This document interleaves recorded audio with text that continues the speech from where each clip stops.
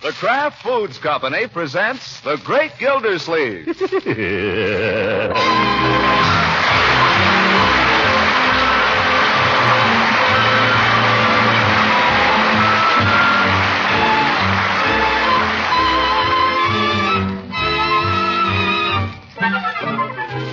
It's The Great Gildersleeve, starring Harold Perry, brought to you by the Kraft Foods Company, makers of Parquet margarine and a complete line of famous quality food products.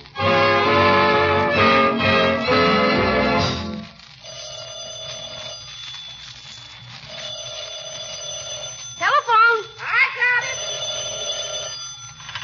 Mr. Gildersleeve's residence. I'm sorry that Mr. Gildersleeve isn't up yet. Yes, ma'am, I'm surprised myself. Is there any message? Okay. I sure don't understand it. Mr. Gildersleeve is a man who'd rather eat than sleep any day. Got any more toast, Bertie? Who was that? Some lady for your uncle. Dames. Who was it, Bertie? I don't know, except it wasn't Miss Ransom or Miss Goodwin. Well, someone new. He didn't get in till pretty late last night. Here he comes now. Hi, Unc. Oh, good morning, Leroy. You aren't thinking of going anywhere in that sweater, I trust. Sure, why not? Because it's filthy. Change it. Good morning, Marjorie. Good morning, Bertie. Morning, Mr. Gildersleeve. Good afternoon, Unky. No, my dear. Your lady friends have already been phoning you. Lady phone? Who? I don't know, Mr. Gildersleeve, except it wasn't one of the regulars. Yeah. I don't know what you mean by that expression, Bertie. She means it wasn't Mrs. Ransom or Miss Goodwin. Oh, did you tell her I was out, Bertie? No, sir, I told her you was asleep. That might give people a bad impression, Bertie. If it was my secretary down at the office, for instance, she might...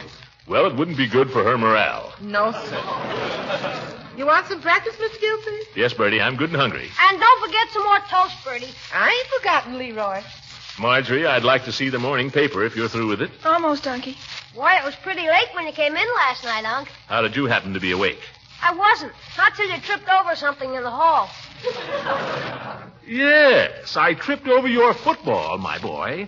I've told you not to leave that thing lying around where people can fall over it. Oh, sorry, Unc. Where'd you put it? I need it this morning. I put it where no one will ever trip over it again for some time. But, I've warned you often enough, my boy.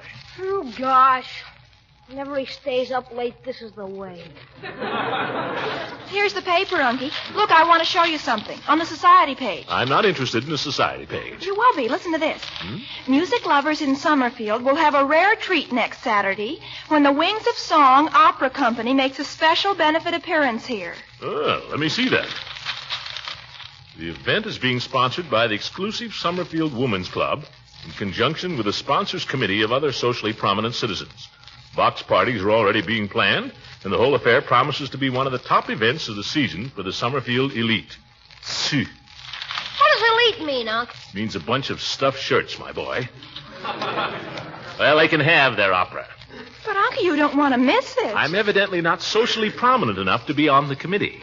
That's no reason you shouldn't go and enjoy the music. I wouldn't enjoy it if I went. Opera in Summerfield can't possibly be any good. I don't see why not. It's a regular opera company. There are good opera companies and bad opera companies, my dear.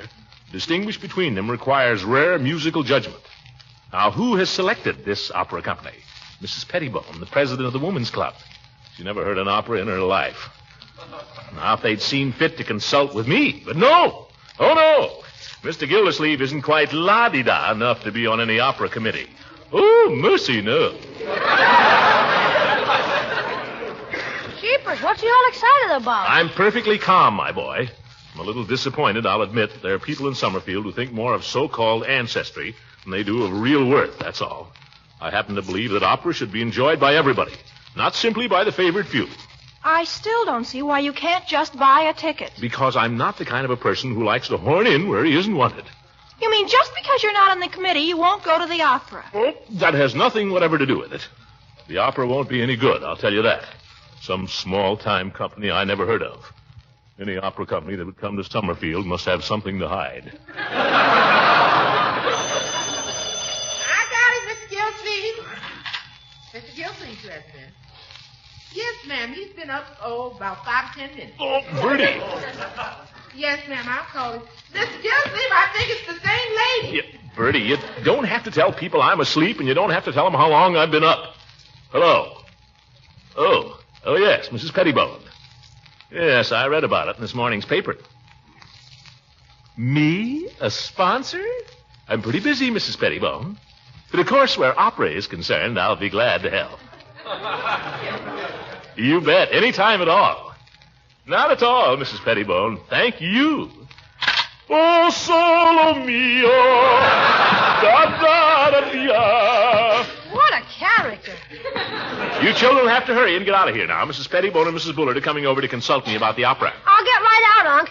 I could play outdoors if I knew where my football was. It's in the laundry hamper upstairs. Gee, thanks, Unc. I'll do the same for you sometime. Yes, yes. Oh, solo mio, da, da, da, da.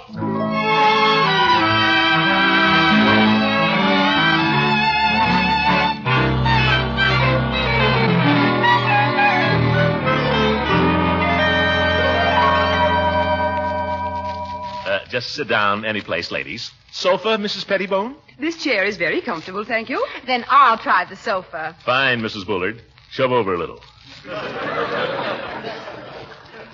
I can't tell you ladies how enthusiastic I am about this opera thing. I knew you would be. I said to Mrs. Bullard, Mr. Gildersleeve is one man I know we can count on, I said. Didn't I say that, Mrs. Bullard? She certainly did, Mr. Gildersleeve. She sang your praises. She said you're a man that knows and appreciates music. Well, I happen to have. I've had a little musical training.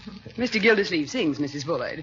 Did I tell you Mr. Gildersleeve sings? Oh, I've heard him from across the street. I'm afraid sometimes I forget myself. That is, I forget what a big voice I have. You need a big voice in opera, of course. Mr. Gildersleeve, don't tell me you sung opera. Well, I appeared in 1 or 2 productions at college. What opera is the company going to present?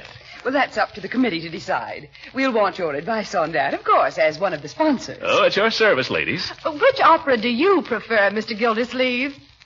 Well, they're all good.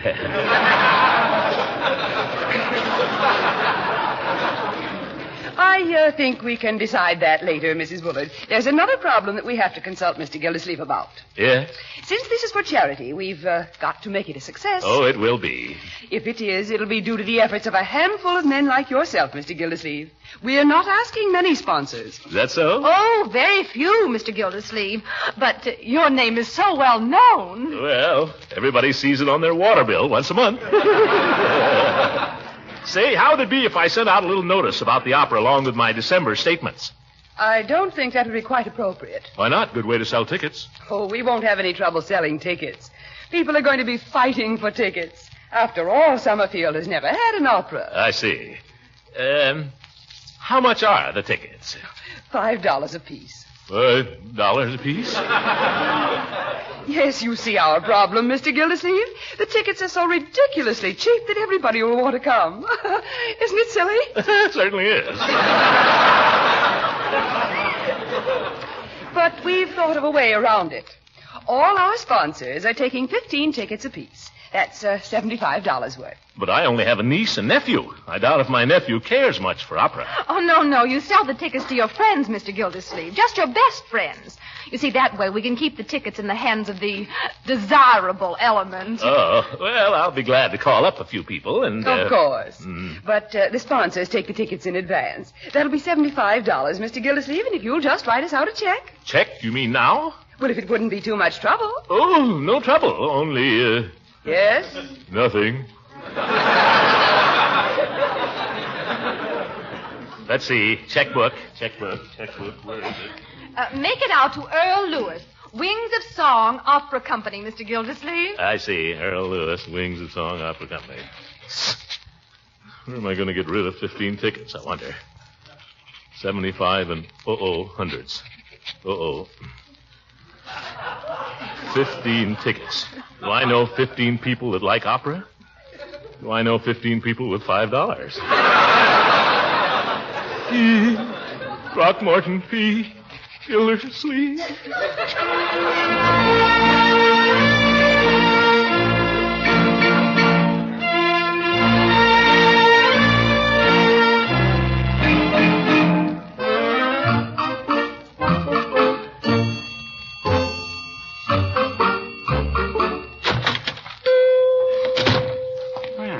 Hello, Mr. Gildersleeve. Well, howdy, Peavy. How's things down at the waterworks? Gosh, I haven't even thought about the waterworks. I've been so busy with the opera. Just dropped in to check up on these tickets I left with you. Oh, don't worry about those, Mr. Gildersleeve. I got them right here. I put them in the cash drawer for safekeeping. But have you sold any? No, Mr. Gildersleeve, I haven't. To tell you the truth, there doesn't seem to be much demand for them. Well, it's like anything else, Peavy. You have to create the demand. You have to sell them. I know, but just the same, I wonder if you haven't picked the wrong outlet here. Why? Well, in all the years I've been in the pharmacy business, I can't recall that anyone has ever come in here and asked for opera tickets. People come in and ask for a lot of things. I had a woman come in and ask for 12 skate keys once. Never told me what she wanted them for. Skate keys at a drugstore? Why, that's ridiculous. Yes, it is. It was just by the merest chance that I happened to have them. But as I say, I never had anybody ask for opera tickets. Of course, there hasn't been any opera. Yes. Well, you can't wait for people to ask you for them, Peavy. You've got to ask them. Oh, I do. Yeah. The reason you haven't sold any tickets is you haven't tried. Well, no, I wouldn't say that. If you ask me, the reason I haven't sold any is... Well, I don't like to say this, but I wonder if you haven't set the price a little high, $5. I didn't set the price, Peavy. That's what they cost. I'm not making anything on this, you know. I know, but $5. That's $10 if you take the wife. And what man would go to an opera if it wasn't for his wife? That's not the attitude, Peavy. You're not supposed to enjoy this. It's for charity. That's what I say. What charity? What's that? I say, what charity is it being given for? Oh, yes. Well, I don't know that that's been settled yet. But it'll be a worthy one, yes. Pardon me, just a moment. Customer.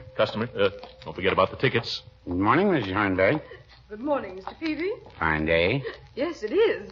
Oh, is this gentleman ahead of me? Oh, no. Go right ahead. I'm just waiting. Don't forget, Peavy. What can I do for you, Mrs. Hornberg? I'd like some aspirin, please. Aspirin. Any particular brand?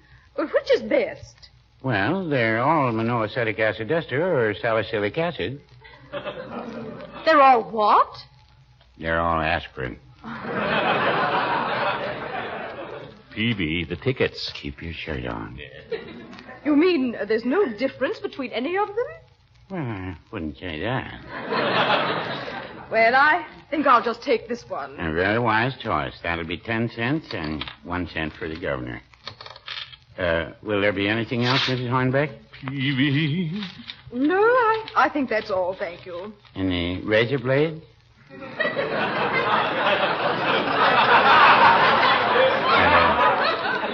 Shaving lotion? Cod liver oil? No, thank you. Peavy. Vitamin tablets? We have a special on bath salts. Well, no, You wouldn't want any tickets to the opera, would you? No, I think that's... Did you say opera tickets? Just a suggestion. I didn't really think you would. Oh, my goodness. There's your package, Mrs. Hornbeck. Thank you very much, and call again.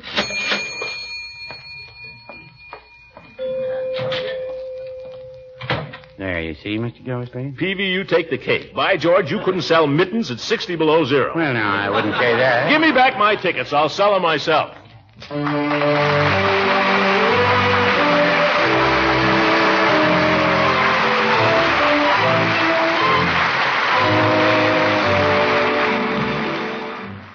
And we'll find out how the great Gildersleeve sells the tickets in just a moment. Mr. Lang, before you say anything about Parquet margarine, do you generally have a big breakfast at your house? Well, we usually have a substantial breakfast. Most of my friends say breakfast at their house is such a hectic affair. Everybody sort of eats and runs. Yes, I expect that's true with a lot of people. But I think you'll find that a great many of our go-getting Americans have learned that they need the nourishment a hearty, hot breakfast provides. Well, I wish I could get that idea across in my home. Well, then I'd suggest that you make each breakfast as tempting as possible by serving hot breads or pancakes, or, of course, the old standby toast. And to make any kind of bread you serve taste extra good, I'd recommend Parquet margarine as the spread. Parquet is preferred by millions as a spread for bread because of its unmatched flavor. And it's one of the most nourishing foods you can serve. It's rich in food energy value, and it's fortified with important vitamin A. So get your family off to a right start at breakfast by serving delicious, nourishing Parquet. That's Parkay. Parquet margarine, made by Kraft.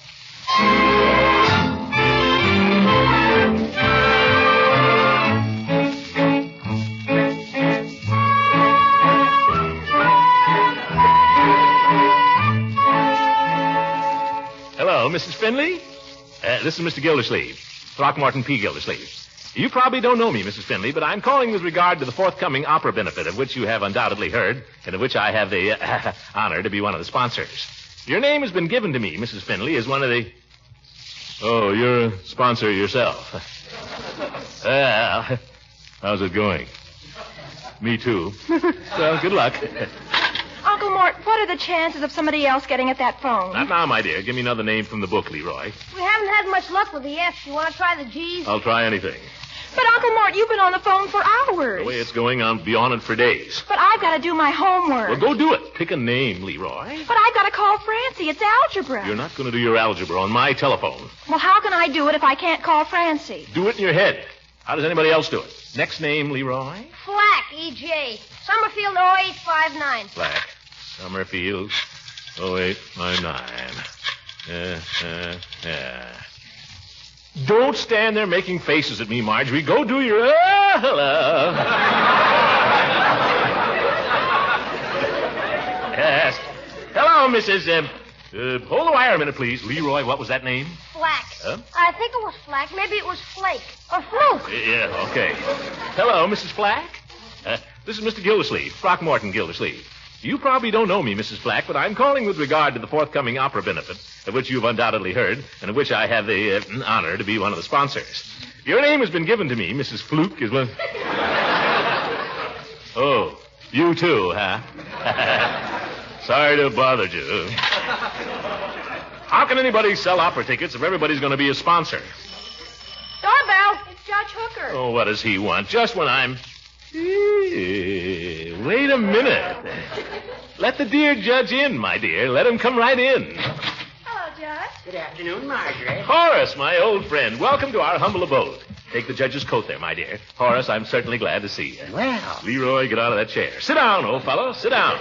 Well, if it's all the same to you, I'll stand up, Gildy. No, thank you, Marjorie. I won't take off my coat. Sit down, stand up, take off your coat, roast to death, suit yourself. This is Liberty Hall here. We want to please you. Marjorie, how long has he been like this? Since birth, I guess. Horace, my friend, how much money have you got on you? None of your business. Why?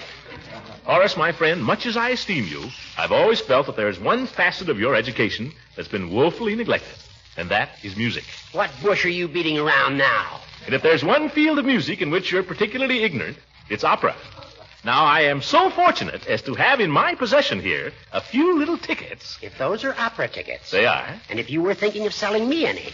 It was in the back of my mind. Well, I happen to be the chairman of the opera's committee on arrangements. Horace, have you sold any of those tickets they stuck you with? To tell you the truth, Gildy, I've been so busy with all the committee work I haven't even tried. But I anticipate no particular difficulty. I just dropped in to tell you that owing to the many demands upon my time, I may be a little late for the Jolly Boys meeting tonight. Oh, I'd forgotten there was one. You're going, aren't you? I don't know. Well, if you do, ask him not to hold up the proceedings for me. Oh, and since you mention it, you might just take these opera tickets of mine and pass them around down there in case any of the members are cared to purchase. You go sell them yourself, Horace. I've got my own tickets to get rid of. Huh. Well, I may see you later then, if you decide to go. Don't worry. I'll be going. You're not going to get down there ahead of me, the old goat.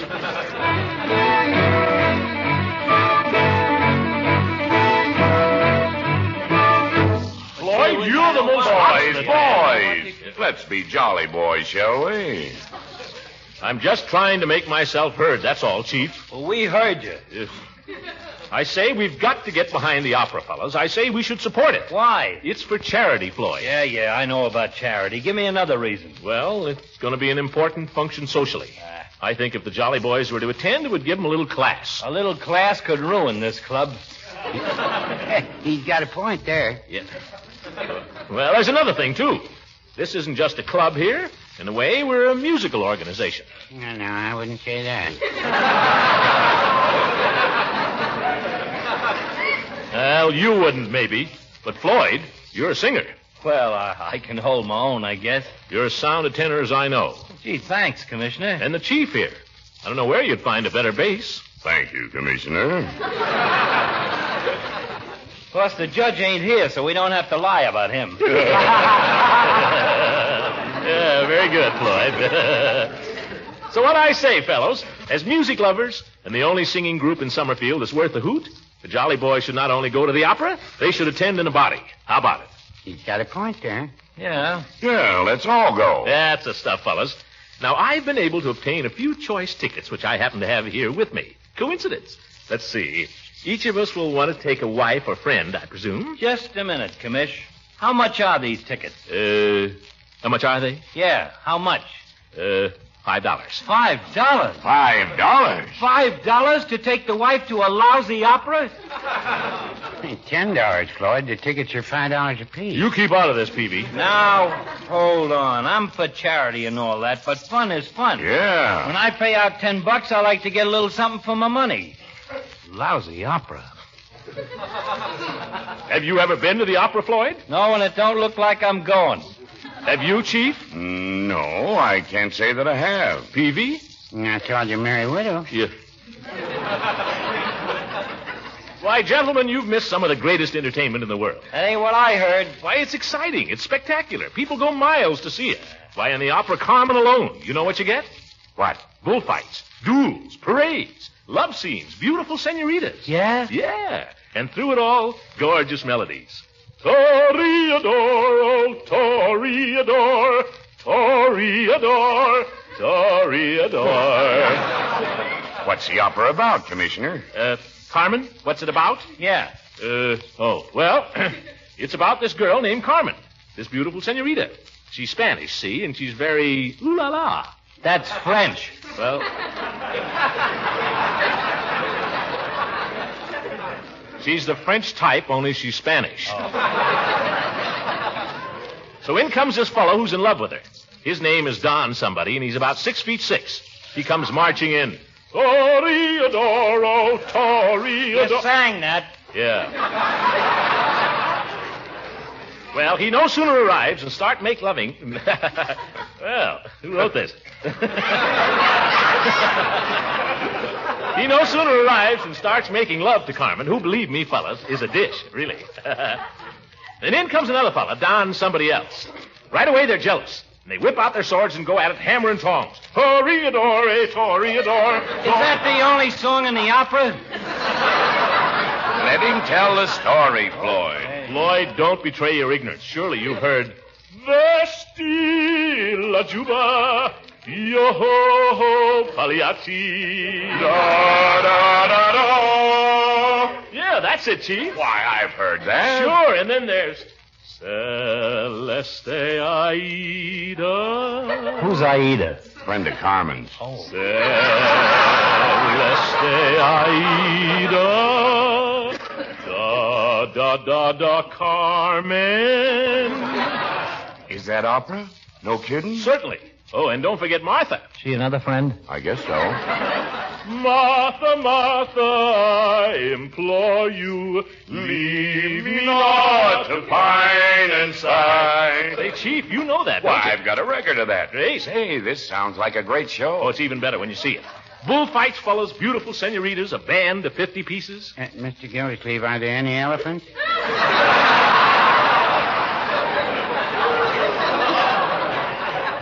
I wouldn't be surprised, Peavy. It's got everything else. I always like to see the elephant. Oh, well. Now, who wants tickets, fellas? How many? Chief? I'll bite, Commissioner. Give me 2. That's the stuff. 2 for the chief. Peavy, how about you? Give me 1 for now. I'll let you know about the other one later. Great. 1 it is. Floyd, how about it? I still say $10 is too steep. Oh, come on, Floyd. Yes, Floyd, let's all go. Well, don't urge him if you don't want to. Just hate to think about what he's missing, that's all those gorgeous melodies. Some think the world was made for fun and frolic, and so do I. And so do I. Some like to fret and be all melancholic. To pine and sigh. To pine and sigh.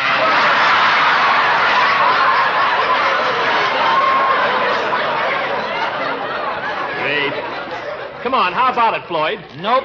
But I like to spend my time in singing some joyful song. Some joyful song. To set the world with laughter bravely ringing is far from wrong. Is far from wrong. Hearken, hearken, music fills the air. Hearken, hearken, joy is everywhere. Paninkily, panikula, panikily, panikula. Joy is every... Floyd, I forgot to tell you about the biggest scene in the opera. What's that? That's where Carmen and her friend, these two beautiful senoritas, they get into a fight over this fellow. You know, Don somebody? Yeah. And I tell you, it's really something to see. They bite, they scratch, they even start to tear each other's clothes off. Tear each other's... Yeah? Right before your very eyes. But there's no telling how it might end. Only the dancing girls come in and pull them apart. Dancing girls? You didn't tell me they had dancing girls. Oh, hundreds of them. I'll take 2 tickets. Joy is everywhere. Paniculi, panicula.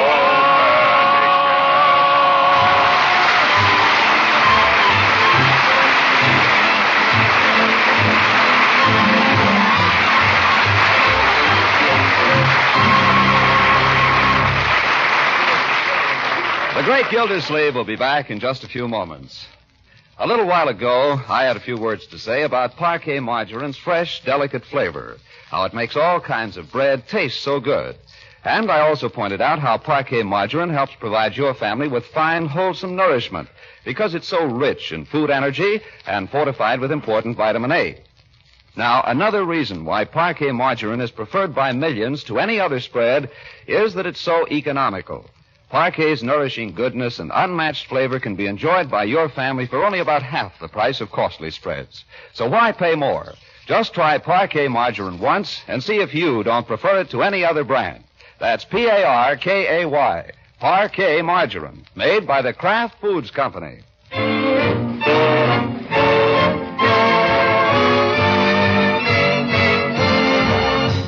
Ladies and gentlemen, there's just 1 week left in the Victory Bond Drive.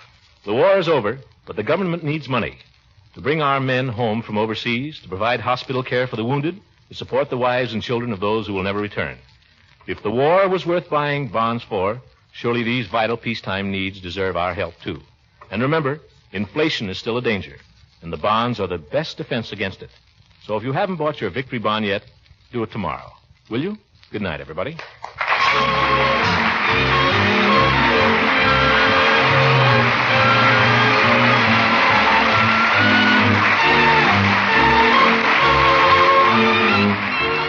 The Great Gildersleeve is played by Harold Perry. It is written by John Whedon and Sam Moore. The music is by Jack Meakin. This is John Lang speaking for the Kraft Foods Company and inviting you to listen in again next week for the further adventures of The Great Gildersleeve.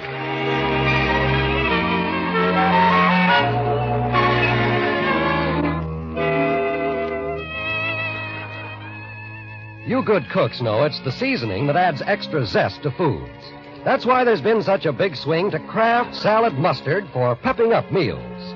You'll be delighted with the extra flavor tang Kraft Salad Mustard adds to meat, hot vegetable, and cheese dishes, and to gravies, pickle relishes, and barbecue sauce. There's another variety, too, just a bit sharper, and oh so tasty on frankfurters and in sauce for fish. It's the Kraft Mustard with nippy horseradish added. Buy both delicious Kraft prepared mustards when you shop tomorrow.